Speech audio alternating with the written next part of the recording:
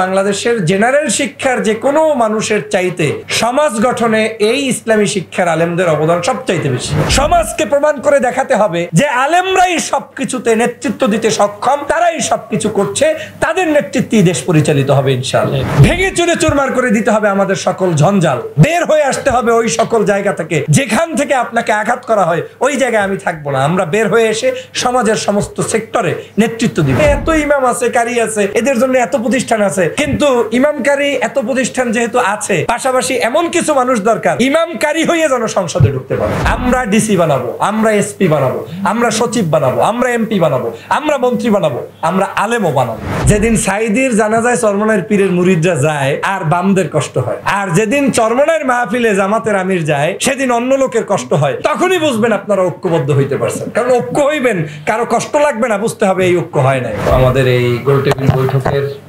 শ্রদ্ধাস্পদ সম্মানিত সভাপতি, উপস্থিত আমাদের বিজ্ঞ আলোচক বৃন্দ, বিভিন্ন শিক্ষা প্রতিষ্ঠান থেকে আগত শিক্ষা প্রতিষ্ঠানের যারা অধ্যক্ষ, পরিচালক এবং ম্যানেজমেন্টের দায়িত্বে রয়েছেন, আমাদের সম্মানিত শিক্ষক মণ্ডলী এবং সাংবাদিক ভাইয়েরা, এবং আজকের এই হলরুমের প্রশাসনিক বা যারা দায়িত্বে রয়েছেন, আপনাদের সবার প্রতি সালাম এবং শুভেচ্ছা।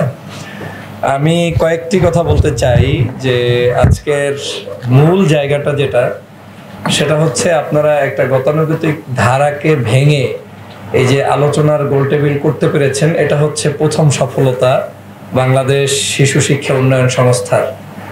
আমাদের ধারণা হচ্ছে যে আলেমরা জুমার নামাজের পরে বাইতুল মুকাররমে একটা মিছিল দেবে, অথবা মসজিদে বসে কোরবানির আগে একটা তালিম দিবে, ঈদের সময় কোনো চাঁদা উঠানোর জন্য বা সাহায্যের জন্য ছাত্রদেরকে তালিম দিবে, এবং এটাই বাংলাদেশে প্রসিদ্ধ হয়ে গিয়েছে। এবং হয়ে যাওয়ার কারণে আপনাদের সকল কর্মগুলো এই বাংলাদেশের কিছু দুষ্ট লোকেরা তারা সবগুলোকে ঢেকে রেখে শুধু আপনার ওই জায়গাগুলোকেই তারা ফোকাস করে, কখনোই আপনার ভালো কাজ ফোকাস করে না। আমি যদি একটা উদাহরণ দিয়ে বলি, আমি প্রায় টকশোতেও বলি, যদিও কেউ বলার জন্য বলে নাই বা কেউ শিখিয়েও দেয় নাই, আমি আমার জায়গা থেকে বলতাম, বাংলাদেশে আপনি একটু যদি অ্যানালাইজ করেন যে কওমি মাদ্রাসাগুলো ধরেন থাকতো না, আজকের বাংলাদেশের দুর্দশাটা কেমন হইতো আপনি একটু চিন্তা করে দেখেন। আপনি যদি কওমি মাদ্রাসা না থাকলে বাংলাদেশের রেল লাইনের পাশে, বস্তির পাশে, রাস্তার পাশে, ঘরের পাশে, গ্রামে গঞ্জে কত লক্ষ লক্ষ পথ শিশু শিক্ষা ছাড়া, জীবন ছাড়া, যে যিনি নিজে জানতেন না যে কিভাবে জীবন চিনতে হয়, এই জীবন শিক্ষাটাই শিখাইতো না আমাদের যদি এই প্রতিষ্ঠানগুলো না থাকতো। অথচ এই প্রতিষ্ঠানগুলো সরকার থেকে কতটুকু সাহায্য পায় বলেন? তার থেকে আদৌ বেতন পায় না, চাকরিতে তাদের বৈষম্য, এমনকি মসজিদে চাকরি করতে গেলেও সেখানেও গুতাগুতি শুরু হয়ে যায়, ওখানেও দলবাজি শুরু হয়ে যায়, নিঃস্বার্থ আলেমদের সেখানে কোনো স্থান হয় না। অথচ তারা কিন্তু সমাজের সবচাইতে বড় অবদান আজকে রাখছে। বলতে গেলে অনেক সময় মনে হয় যে তাহলে কি কওমি মাদ্রাসায় শুধু পথ শিশু ভর্তি হয়? না, কওমি মাদ্রাসায় একজন ডিসিএসপি, এমপির সন্তানও ভর্তি হতে পারে, কিন্তু সংখ্যাধিক্যে সমাজের অবহেলিত শিশুটিকেই সর্বশেষ গিয়ে বাবা মা ওই জায়গাটায় দিয়ে আসে, যেই জায়গাটায় পৃথিবীর কেউ সাহায্য করে না, একমাত্র এই দেশের সাধারণ নিপীড়িত মানুষরাই ওই প্রতিষ্ঠানগুলোকে টিকিয়ে রেখেছে। একই উপায় আপনি দেখেন, আমি মাঝে মাঝে ভাবি যদি মসজিদগুলো না থাকতো, ইমাম সাহেব না থাকতো, সপ্তাহে একদিন খুতবা না দিত, আশ্চর্য বিষয়, কত কোটি পুলিশ আপনার এই বাঙালিকে নিয়ন্ত্রণ করতে পারতো না, সম্ভব না। আপনাকে ওই যে সপ্তাহে একদিন একটু হলেও তালিম দেয়, একটু হলেও লেকচার দেয়, ওই লেকচারটার প্রভাবটা 7 দিন অন্তত টেকে। আজকে যদি একটু চোরের বিরুদ্ধে বলে, ডাকাতের বিরুদ্ধে বলে, ওই আবেগটা কাজ করে, আবার আর এক সপ্তাহে গিয়ে কিছু শোনে, ওই আবেগটা কাজ করে, করতে করতে সমাজটা এমন হয়েছে যে একটু হলেও আমরা ভালো আছি। কারণ কি? আমাদের সমাজটায় যে পরিমাণ মানুষ আমরা বসবাস করি, সেই আন্দাজ আমাদের প্রশাসন নাই, সেই আন্দাজ আমাদের সকল ব্যবস্থাপনা নাই, ম্যানেজমেন্ট নাই। তাহলে রাষ্ট্রের বিশাল উপকার করছে দাড়িওয়ালারা, টুপিওয়ালারা, ইসলামওয়ালারা, খুতবা দেওয়া লোকেরা, এই তাবলিগি ভাইয়েরা, কওমি মাদ্রাসার আলেমরা, এরপরে বাংলাদেশের স্কুল, কলেজ, শিক্ষা প্রতিষ্ঠান। এবং আমি যদি বলি তাতে এক পেশে হবে না, এজন্য এটাকে আবার বলতেও পারেন যে আপনি তাহলে এত ভালোবাসেন তাদেরকে। না, আমি যদি সত্য কথা বলি তাহলে বাংলাদেশের জেনারেল শিক্ষার যে কোনো মানুষের চাইতে সমাজ গঠনে এই ইসলামী শিক্ষার আলেমদের অবদান সবচাইতে বেশি। এটা মানতেই হবে, যদি কেউ না মানে তাহলে জাতির সাথে সে প্রহসন করবে, প্রতারণা করবে। জেনারেল শিক্ষার একটা মানুষের দর্শনই থাকে, আমি এখানে পড়লাম, পড়ার পরে ডিসি হব, এসপি হব, এমপি হব, মন্ত্রী হব, টাকা ইনকাম করবো। সবাই না, দুর্নীতি করবে সবাই চিন্তা করে না, কিন্তু অনেক অংশে সে ওই জাতের ভিতরে বেড়ে ওঠার কারণে তার কাছে কিন্তু ভালো মন্দের হিসাবটা কম থাকে। যেহেতু ইসলামী শিক্ষা ব্যবস্থাগুলোর ওখান থেকে মানুষগুলো প্রথমেই নৈতিক শিক্ষাগুলো অর্জন করে, সে কারণে তার ভিতরে এক ধরনের বড় মানসিকতা সে লালন করে, নৈতিকতা সে লালন করে। যাই হোক, সে ভিন্ন আলোচনা। আমি আজকে দুঃখ পাচ্ছি এজন্য, আজকে বেশি না, 4 জন স্কার্ফবিহীন এবং একটু শরীরটা বেডটের করা হালকা পাতলা নায়ক নায়িকা বা কোনো একজন শিল্পী সাহিত্যিকরা যদি শিশুদেরকে নিয়ে এখানে সেমিনার না, সে যদি শাহবাগের রাস্তায় বসে থাকতেন অন্তত 50টা মিডিয়া আসতো কাভার করতে। দুঃখজনক হলেও সত্য, এত গুরুত্বপূর্ণ একটা আলোচনা, এবং আমি অবাক হয়ে শুনতেছিলাম এবং শুনতে চাচ্ছিলামও। আমি যদিও কমিটমেন্ট অলরেডি ফিল করেছি, এক জায়গায় 6টায় যাওয়ার কথা, এখন মনে হয় 6টার বেশি বাজে। তো আমি খুবই দুঃখ পরাক্রান্ত হৃদয় নিয়ে বলছি যে আপনাদের আলোচনাগুলো এত মানে মানসম্মত ছিল। আমি অবাক যে আলেমরা কিভাবে পারে। আলেমরা জানে যে হাউ টু টিচ, টিচার, শিক্ষকদের। এই যে একটু আগে শিক্ষকের একজন কথা বললেন, আমাদের সাদি ভাই একটু আগে কথা বলে গেলেন, আমি নাম জানছি না, এর জন্য দুঃখিত। সবার আলোচনা এত গুরুত্বপূর্ণ ছিল। এই শিক্ষার গুরুত্বপূর্ণ আলোচনাই একজন টাই পরা ব্লেজার পরা মানুষ করতে পারে না, কিন্তু সে কিন্তু সরকার থেকে টাকা নেয়, সরকার থেকে ভাতা পায়, আবার ট্রেনিং ইনস্টিটিউট করে তাদেরকে ওখানে গুরুত্ব সহকারে 5 স্টার হোটেলে রাখা হয়। আর আপনার থাকা লাগে কোথায়? গ্রামগঞ্জে ট্রেনিং করতে গেলে মসজিদের বারান্দায় জায়গা আছে কিনা, ইমাম সাহেবের রুমে জায়গা আছে কিনা। এই যে একটা বৈষম্য, এটার মূল কারণটা হচ্ছে আমরা উপস্থাপনটা সঠিক মতো করতে পারি নাই। আমি আপনাদেরকে অনুরোধ করব, রাগ ঢাক বাদ দিয়া এখন থেকে এসব আয়োজন করবেন শাহবাগে। মাদুর নিয়ে বসবেন, সহজ কথা, শিশু নিয়ে বসবেন, শিশু উন্নয়ন সংস্থা, ওখানে ল্যাংটা ট্যাংটা যা আছে 8-10টা 20টা টেনে এনে ওখানেই শিশু উন্নয়ন সংস্থার বৈঠক হবে। আপনারাই সেখানে এই দাড়ি নিয়ে, টুপি নিয়ে, ব্যানার নিয়ে বসবেন। আপনাদের এখন থেকে আয়োজন করবেন শহীদ মিনারের পদদেশে, আপনারা আয়োজন করবেন ওই যে কি বলে ঢাকা বিশ্ববিদ্যালয় কোথায় করে, অপরাজয় বাংলায়, টিএসসি, রাজু ভাস্কর্যের প্রত্যেকটা জায়গা দখলে থাকতে হবে তাদের কাছে, যারাই মূলত বাংলাদেশের মানব সম্পদ উন্নয়নে কাজ করে। কিন্তু সমস্যা হচ্ছে ওই রেল লাইনের পাশে, আমি টকশোতে একসময় এখনো আছে, আমার মনে আছে, সেটা এখনো মনে আছে, পোশাক নিয়ে একসময় আলোচনা হইতো। তো পোশাক বাস্তবায়নের জন্য রেলের পাশে গিয়ে তারা মিছিল করে, মিটিং করে। কিন্তু বাংলাদেশের একজন বিজ্ঞ ব্যক্তিত্ব, আপনাদের মনে আছে ব্যারিস্টার মইনুল হোসেন সাহেব, একবার একজনের অভিযোগের ভিত্তিতে জেলেও গিয়েছিলেন, অথচ একজন দামি ব্যক্তি, কত সম্মানিত ব্যক্তি, তার জন্য কোনো মানবতার মানুষ তখন কিন্তু দাঁড়ায় নাই। আপনার কাছে একটা বিষয় মনে রাখতে হবে যে দল আপনার যাই হোক, রাজনীতি আপনার যাই হোক, জাতীয় কিছু বিবেকবান কথা যেগুলো আমাদেরকে আমাদের সবার বলা উচিত। প্রিয় বন্ধুরা আমার, আমি আপনাদের এই আলেমদের সেই কাজগুলোকে ফোকাসে আনার জন্য আপনাদেরকে অনুরোধ জানাচ্ছি, আপনারা সেটা করবেন। বেশি বেশি আপনারা এই প্রোগ্রামগুলো করবেন, এবং এই প্রোগ্রামগুলোতে করার আগে আমাকে ওনাকে দাওয়াত দেওয়ার আগে আপনি বেশি বেশি সাংবাদিকদের দাওয়াত দিবেন।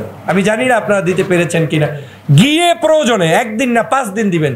ওর 20টা ক্যামেরার অন্তত 5টাও যদি হাজির করতে পারেন, ওটা জাতির কাছে পৌঁছাতে সম্ভব।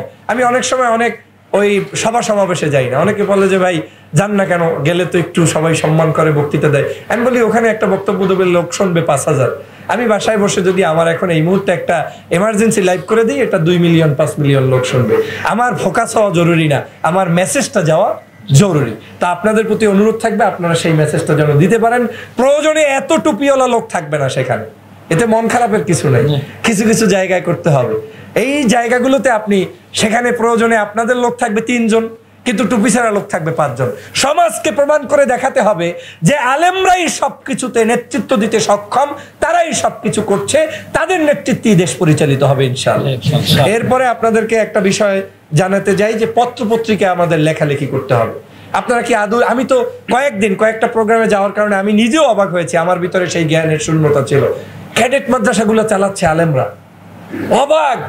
বাংলাদেশে বহু ক্যাডেট শিক্ষা প্রতিষ্ঠান আছে, কওমি মাদ্রাসার মধ্যে অনেকগুলো ভ্যারাইটিজ আকারে এখন কওমি মাদ্রাসা শুরু হয়েছে। ওই আগের জমানার যে কওমি মাদ্রাসা সেটাই না, আধুনিক শিক্ষা ব্যবস্থার কওমি মাদ্রাসা। এই যে একটু আগে একজন আলেম ছিলেন, কই জানি চলে গেলেন, পথ শিশু মাদ্রাসা, বিগ নাইস কনসেপ্ট। এরপরে আমি একবার টিভিতে মনে হয় সম্ভবত দেখেছিলাম, মানে আমাদের ফিমেলদেরকে, যাদেরকে তৃতীয় লিঙ্গ বলেন, যদিও ইসলামের লিঙ্গর ব্যাপারে 1 or 2 that is the fine things, কিন্তু আমাদের সেই তাদেরকেও যে শিক্ষাচ্ছে আলেমরা, আমি দেখলাম তাদেরকে পড়াশোনা শিখাচ্ছে।